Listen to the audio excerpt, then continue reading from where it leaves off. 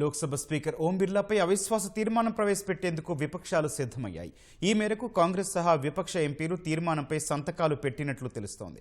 రేపు అవిశ్వాస తీర్మానం నోటీసు ఇవ్వనున్నట్లు కొందరు కాంగ్రెస్ ఎంపీలు తెలిపారు. రాష్ట్రపతి ప్రసంగానికి ధన్యవాదాలు తెలిపే తీర్మానంపై లోక్సభలో ప్రతిపక్ష నేత రాహుల్ గాంధీని మాట్లాడనివ్వకపోవడంపై విపక్షాలు తీవ్ర అసంతృప్తితో ఉన్నాయి.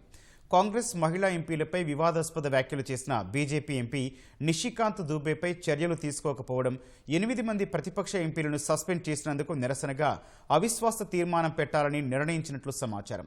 అధికార పక్ష ఎంపీలకు ప్రత్యేక హక్కులు ఇస్తున్నట్లుగా స్పీకర్ వైఖరి ఉందని విపక్షం ఆరోపిస్తోంది.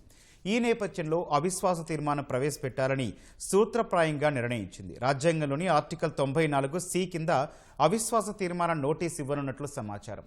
రాజ్యసభలో ప్రతిపక్ష నేత మల్లికార్జున ఖర్గే ఛాంబర్లో ఉదయం జరిగిన విపక్ష నేతల సమావేశంలో ఈ నిర్ణయం తీసుకున్నట్లు తెలుస్తోంది.